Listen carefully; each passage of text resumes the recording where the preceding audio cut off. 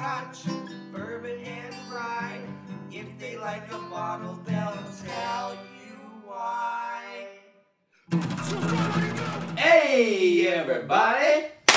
Welcome to an all-new Trenny and C. He's Trenny, I'm C. And today we have an update on our What's the Best Beginner Bourbon video. We did do this very same video a couple of years ago, and here in the year 2019, coming up on 2020, we need to do an update. Absolutely. So what we brought you before was some whiskeys we stand by still. For sure. But you may not have been able to get these ones at that time. These are relatively new releases, some of them. Or here in British Columbia, we couldn't get them. Yeah. And the price is right now. Things that we've tasted since that video that we think, okay, these definitely fit the mark of being a best starting point for a bourbon drinker. We always get comments from people like, you know, I'm into Scotch, what bourbon should I try? Or I'm into this, what bourbon should I try? Right. Well, so here we are. We're going to do a quick rundown. We've got 5 bottles for you tonight. So let's do it. Let's get her started. You ready? Let's go. First one. Okay. First one is Jim Beam Devil's Cut. This is actually the older model of the bottle. Now they have nice though. Yeah, it is nice. They now have the more squared off, shorter one, but nonetheless, the juice is the same. Jim Beam Devil's Cut is 45% alcohol. This is a bourbon that's heavier on the oak side. Yeah. They claim to have a proprietary method for extracting a bourbon from the cask, like the leftover post dump. And I have heard that there is a good quantity of whiskey left in the cask. And of course, that's why you would cask finish something and whatnot. And that is the idea behind Devil's Cut, because you've heard of the Angel's Cut, Angel's Share, which is what gets evaporated over time of aging. And the idea behind Devil's Cut is actually what's left soaked into the barrel. So this is kind of like, they claim that's what this is. It makes a mighty fine bourbon. And you know what? The thing about it is, let me pour you one of these. Sure. The thing about it is that this is a bourbon that I personally, during blind tasting, chose as one of, if not my favorite, Jim Beams. So I think Jim Beam makes great products, and I really love the Devil's Cut, so that's why it is one of the best beginner bourbons. For sure. And don't underestimate Jim Beam, people. No. And one thing I gotta say to people that are moving over from the Scotch world, it's nice to come to some of these bourbons. Like, this is the lowest percentage one we have here. Or in the series of lowest.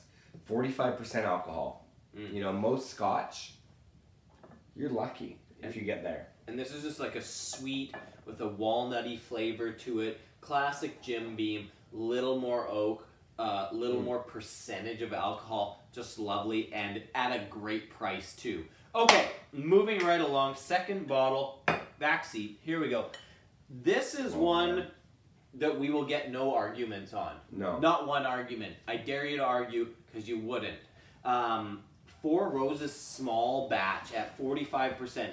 4 Roses has 2 different mash bills. One is 35% rye, one is 20% rye. They have 5 different yeast strains. So what they do is they do 5 batches of 35% rye, 5 batches of 20% rye, and what they do is they take their 4 best and they blend them into the small batch. And the small batch is fantastic. It's really nice and sweet. It's got that kind of like nice caramels to it, a little bit of the rye spice. Some floral notes even. Some floral, and which goes with the roses. Right. But yeah, I mean, this is just a drinker. Like, if there's any of these bourbons that we have that's just like sessionable, if you will, you could sit down with this one and spend the evening. Looks like we spent about half of an evening with it. But the quality is really, really there. And some people, if you're from the United States, you're going to be getting this relatively cheap. Yeah. It's hard for us to even find this. Impossible around here, but we traded for it, and we were happy we did. Yeah. Good great whiskey.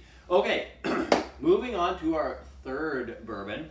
Now, this one you can tell it's great just by the fill level. Yeah. We've really punished this bottle. This is Buffalo Trace. This is the standard offering from Buffalo Trace. If you're not familiar with Buffalo Trace as a distillery, one of the all-time great distilleries on the planet. Producing some of the highest end stuff from the Pappy Van Winkles to the Buffalo Trace Antique Collection. Eagle Rare is fantastic Stag, stuff. Weller, William LaRue Weller. I mean, the list goes on and on. There are so many products coming out of Buffalo Trace, but as a beginner, for price, this is a delicious bourbon because most of their products, as you go up the line, still have this base flavor. Yeah, it's got that kind of like cherry, Vicks. Yes. A little bit medicinal, a little bit. It covers a lot of ranges. The sweetness that you want. It's starting out at the entry level at 45%. Like, just a nice bourbon. If this can be your daily drinker, you consider yourself lucky. Yes, absolutely.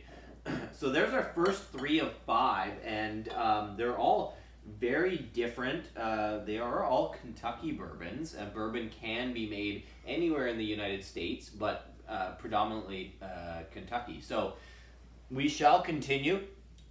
Next one, number 4, my second to last choice is the 1792 small batch. There are several variations of 1792, and here in 2019, Jim Murray just picked 1792 Full Proof as Whiskey of the Year, which we do have a bottle. No, that's the bonded. Anyway, we've got it, but this is the small batch version, and the small batch version is essentially like the little brother. Right, but of the Full Proof. You know, so sometimes you don't need to look much further than the beginning. The beginning. And this is a really good example of that. The first time I tried this one, nosing it and tasting it against a couple of other bourbons, especially the nose, it is just elegant and fragrant and delicious and stuff. Really rich, really dense. Like, again, for people who love Scotch, getting into bourbon is exciting because it always has really big, bold flavors. Yeah, and this is one of what we call like the 3 banana bourbons. Yeah. You've got Jack Daniels, which is like major banana.